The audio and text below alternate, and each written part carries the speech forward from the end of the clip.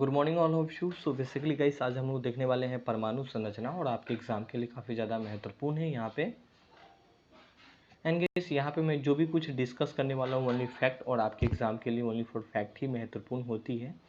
और परमाणु संरचना को गैस इंग्लिश में एटॉमिक स्ट्रक्चर बोलते हैं। तो यहाँ पे हम एक थोड़ा सा इमेज के माध्यम से समझेंगे, देन हम इनके बारे में जो जो फैक्ट है हम बेसिकली वही कुछ डिस्कस करने वाले हैं। तो गैस ये छोटे छोटे जो आप पार्ट देख रहे हैं ना, ये छोटा छोटा जो बॉल दिख रहे हैं, आप इस चीज़ को आप समझ सकते हैं परमाणु, और इन सभी को क्या बोलते हैं परमाणु संरचना। आप इस चीज़ को आप समझ सकते हैं, ठीक है। हाल ही का ये चीज़ नहीं पूछा जाता है ना, पूछा ये चीज़ जाता है आपके एग्जाम में, और ये चीज़ आपको एटलीस्ट जानना भी जरूरी है ना। परमाणु बेसिकली होता है क्या, तो तत्व का वह छोटा से छोटा, तत्व मतलब होता है एलिमेंट का छोटा से छोटा भाग जो किसी रासायनिक अभिक्रिया से भाग ले सकता है परंतु स्वतंत्र अवस्था में नहीं रह सकता है। आपके डायरेक्ट रूप से इस क्वेश्चन को पूछ सकता है कि आपके क्वेश्चन में इस तरह पूछा जाएगा कि तत्व का वो छोटा छोटा भाग जो किसी रासायनिक अभिक्रिया में भाग ले सकता है परंतु स्वतंत्र अवस्था में भाग नहीं ले सकता है। आपके ऑप्शन में होगा परमाणु, तो आप सीधा टिक लगा सकते हो और सीधा वे में इसी तरह क्वेश्चन पूछ लिया भी जाता है। परमाणु शब्द का मतलब होता है अविभाज्य होता है बेसिकली, और इसका नामकरण बेसिकली किसने किया था, डाल्टन ने किया था। तो इस वाली बात को भी थोड़ा सा आप हाईलाइट कर सकते हैं और आपके एग्जाम में पूछा भी जाता है, ठीक है। नाउ अब हम देखने वाले हैं गाइस न्यूक्लियस एंड परमाणु की नाभिक देखने वाले। तो ऑलरेडी हम अभी देख रहे थे गाइस परमाणु एक छोटा सा पार्ट, जैसे कि आप देख रहे थे एक बॉल, और इस बॉल के गाइस नीचे क्या होता है गाइस, एक नाभिक। जैसे यहाँ पे आप देख सकते हैं ये सारा परमाणु स्ट्रक्चर है और इनके सेंटर पे क्या होता है गाइस, न्यूक्लियस होता है। मतलब इस वाले पार्ट को ही हम बेसिकली न्यूक्लियस बोलते हैं, और इसमें गैस क्या पाया जाता है, प्रोटॉन और प्लस न्यूट्रॉन पाए जाते हैं। और ये जो है ना इलेक्ट्रॉन गैस सिर्फ और सिर्फ सेंटर में, इस चीज़ को याद रखिए। आपके परमाणु के न्यूक्लियस में क्या पाई जाती है, प्रोटॉन और न्यूट्रॉन। इलेक्ट्रॉन गैस कहाँ पे होती है, यहाँ सब पे होती है, ठीक है। इलेक्ट्रॉन इनके चारों बगल, ठीक है, मूव करती रहती है। तो नाउ यहाँ पे हम थोड़ा सा इनके बारे में बेसिकली देख लेते हैं यहाँ पे। एंड यहाँ पे अगर हम देखने की कोशिश करें तो परमाणु का केंद्र मतलब सेंटर वाला पॉइंट, जिसमें परमाणु का संपूर्ण द्रव्यमान और संपूर्ण धन आवेश केंद्रित रहता है, उसे हम नाभिक कहते हैं।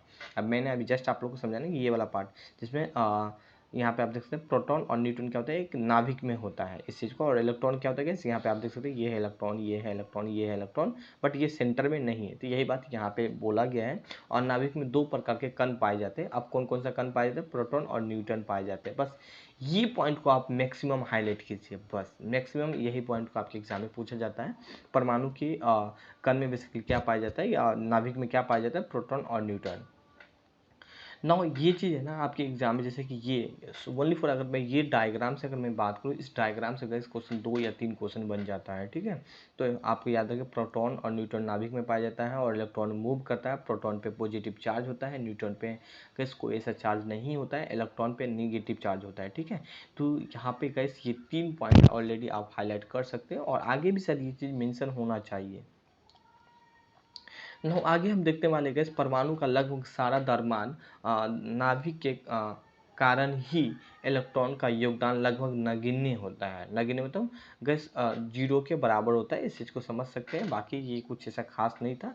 खास ये है गैस बहुत ही ज़्यादा आपके एग्जाम में इस पॉइंट से काफ़ी ज़्यादा क्वेश्चन दिखता है। अब पॉइंट से कौन कौन सा, तो बेसिकली जैसे कि इलेक्ट्रॉन है, इलेक्ट्रॉन को खोज किसने किया था, प्रोटॉन है, प्रोटॉन की खोज किसने किया था, न्यूट्रॉन है, न्यूट्रॉन को खोज किसने किया था, ये सब पूछा जाता है। अब यहाँ आप देख सकते हैं इलेक्ट्रॉन पे नेगेटिव चार्ज होता है, प्रोटॉन पे पॉजिटिव चार्ज होता है और न्यूट्रॉन ऑलरेडी 0 होता है, जो कि हम पहले भी बता रखे थे और क्वेश्चन पूछा भी जाता है, ठीक है। ये गैस इनका द्रव्यमान है। द्रव्यमान कभी कभी जब एग्जाम का लेवल, क्वेश्चन का लेवल अच्छा खासा देना होता है तो द्रव्यमान, क्योंकि द्रव्यमान काफ़ी सारे बच्चे नहीं याद कर पाते हैं, तो इस चीज़ को आप याद भी रख सकते हैं। हाल ही का गैस में बात करूँ इलेक्ट्रॉन का जो खोज है किसने किया था, तो जे थॉमसन ने किया था। तो इस वाले बात को हाईलाइट कर सकते हैं। प्रोटॉन का खोज किसने किया था, रदरफोर्ड ने किया था गैस यहाँ पे। एंड गोल्डस्टीन ने खोज किया था, तो इस पॉइंट को हाईलाइट कर सकते हैं। न्यूटन का खोज किसने किया था, जे जेम्स चैडविक ने किया था, तो इस चीज़ को हाईलाइट कर सकते हैं, जो कि न्यूटन का खोज किया था। तो ये तीनों पॉइंट को अपने अकॉर्डिंग आप थोड़ा सा हाईलाइट करके याद रख सकते हैं और ये वाला बात को भी आप हाईलाइट कर सकते हैं। आपका मन होगा तो ये भी कर सकते हैं गैस, मगर मैक्सिमम क्वेश्चन इसी दौर से पूछा भी जाता है। नाउ यहाँ पे हम बात करें गैस आप लोग को, और हाँ आप लोग का जो मैं टेस्ट जो लेता हूँ तो मैक्सिमम क्वेश्चन भी मैं यहीं से सेट करके आप लोग को दूंगा, ठीक है। नाउ आगे हम यहाँ पे बात करने वाले गैस इलेक्ट्रॉन, और इलेक्ट्रॉनों की संख्या बेसिकली कैसे निकालते हैं आपके एग्जाम में जब कभी कभी पूछ भी दिया जाता है। तो एक फार्मूला आप याद रख सकते हैं जब आपको इलेक्ट्रॉनिक, जैसे कि इस कक्षा में कितना इलेक्ट्रॉन है मैक्सिमम पाया जाता है, इस कक्षा में कितना इलेक्ट्रॉन पाया जाता है, इस कक्षा में कितना इलेक्ट्रॉन पाया जाता है, इस कक्षा में कितना इलेक्ट्रॉन पाया जाता है। तो गैस एक फार्मूला है इलेक्ट्रॉनों की संख्या अगर प्राप्त करूँ 2n², बेसिकली ये फार्मूला हमेशा याद रखिएगा। अब देखिए ये क्या है गैस, यहाँ पे जो 1 2 3 4 लिखा है ना, ये मान लो कि पहला इलेक्ट्रॉन हो गया, जैसे ये यहाँ प्रोटॉन और न्यूट्रॉन सेंटर में तो पाया जाता है, बट यहाँ पे क्या है, ये पहला कक्षा हो गया, ये दूसरा कक्षा हो गया, ये तीसरा और ये चौथा कक्षा हो गया। ठीक है, इस कक्षा का नाम भी रखा गया, क्या क्या नाम रख सकते हैं, तो KLMN, इस कक्षा को इस तरह हम नाम भी रख सकते हैं। और पहला कक्षा में मैक्सिमम 2 इलेक्ट्रॉन पाए जाते हैं, दूसरी कक्षा में गैस मैक्सिमम 8 इलेक्ट्रॉन पाया जाता है। अच्छा ये 2 8 कैसे हुआ है, तो ऑलरेडी हम अभी आपको बताए थे 2n² फार्मूला होता है इलेक्ट्रॉनों की संख्या निकालने के लिए, जैसे कि K वाला कक्षा है। ठीक है, K वाला कक्षा पहला कक्षा है, तो पहला मतलब 1 हो गया। ठीक है, अब 2 इंटू एन की जगह हम क्या कर देंगे, 1 कर देंगे और 1 का स्क्वायर कर देंगे, कितना हो गया, यहाँ पे 2 ही होगा ना, यहाँ पे 2 इंटू 1 हो जाए तो क्या हो गया 2। तो पहला कक्षा में कितना इलेक्ट्रॉन मैक्सिमम पाया जाएगा 2। अब दूसरी कक्षा बचा तो 2 इंटू एन कितना, दूसरी कक्षा मतलब 2 हो जाएगा, 2 का स्क्वायर कर देंगे तो कितना हुआ यहाँ पे 2 इंटू 4 हो जाएगा, 2 का स्क्वायर 2 दूना 4, तो कितना हो जाएगा 8। तो यहाँ पे क्या होगा मैक्सिमम 8। इसी तरह आप आगे भी निकाल सकते हैं। ठीक है, तो इस पॉइंट को कभी कभी कैसे क्वेश्चन आप लोग के एग्जाम में पूछ लिया जाता है, तो इस पॉइंट को थोड़ा सा आप हाईलाइट कर सकते हैं। नाउ अब हम आते हैं इलेक्ट्रॉनिक विन्यास। अब इलेक्ट्रॉनिक विन्यास से हम इससे पहले आपको ये चीज़ समझ लें कि गाइस कक्षाओं की उपस्थिति में इलेक्ट्रॉन का वितरण, ठीक है, को परमाणु इलेक्ट्रॉन का विन्यास कहा जाता है। तो इस पॉइंट को थोड़ा सा समझ सकते हैं, हाल का इस पॉइंट को हम आगे भी डिस्कस करने वाले हैं।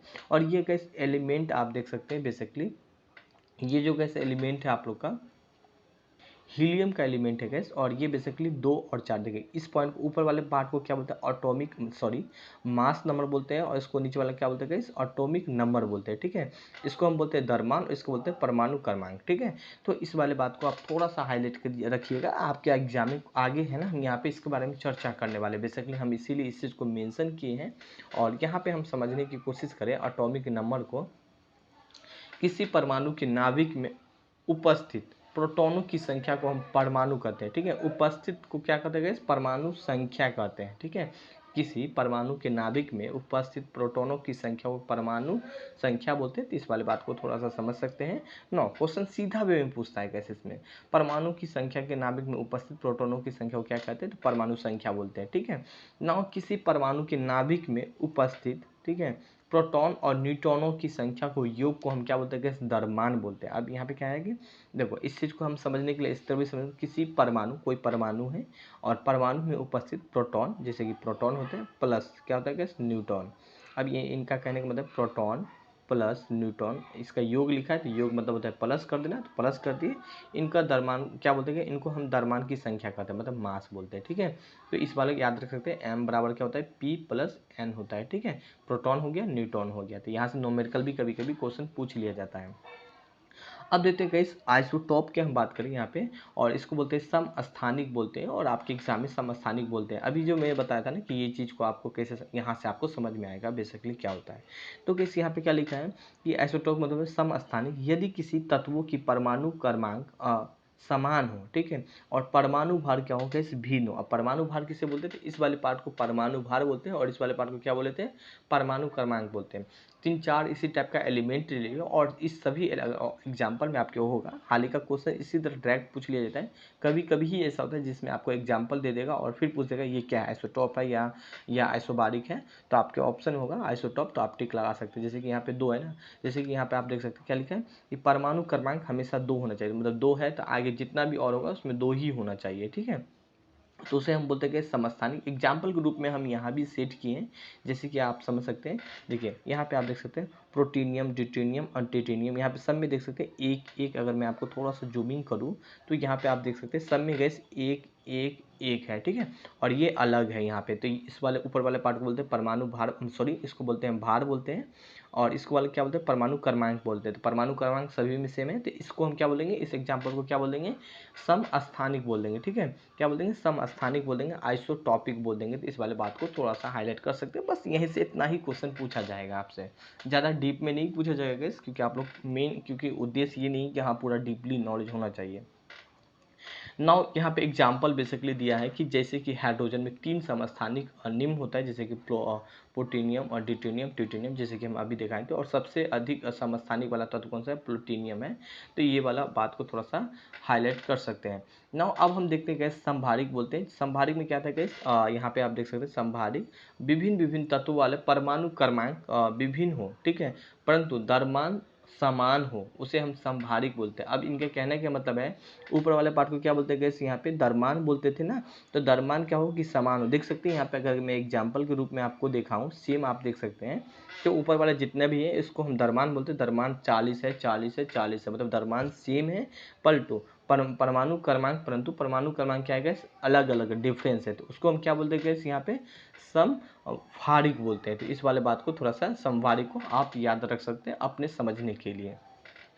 नाउ अब हम एक चीज़ और देखेंगे, सम न्यूटोनिक देखते हैं। बेसिकली सम न्यूटोनिक यहाँ पे लिख तो नहीं पाएंगे, बट यहाँ पे एग्जाम्पल जरूर हो पाया, हो सकता है मिस्टेक हो सकता है, तो हम यहाँ पे इनका मैं अगर समझाने की कोशिश करूँ, सम न्यूटोनिक में क्या होता है कि ऐसा परमाणु जिनमें परमाणु का न्यूट्रॉन की संख्या समान होती है, और उसे हम जैसे परमाणु क्रमांक, जैसे यहाँ पे मैं अगर आपको समझाऊँ, देखिए अगर मैं आपको समझाऊँ तो परमाणु क्रमांक, ठीक है, यहाँ पे देख सकते प्रोटॉन और न्यूट्रॉन है ना, समान होना चाहिए। अब समान कैसे होगा? यहाँ पे आप देख सकते हैं जैसे कि ऑक्सीजन है, यहाँ पे नाइट्रोजन है, और यहाँ पे क्या है? कार्बन है। अब कार्बन है, यहाँ पे आप माइनस करोगे 16 माइनस 8 तो कितना हो गया? 8 हो जाएगा।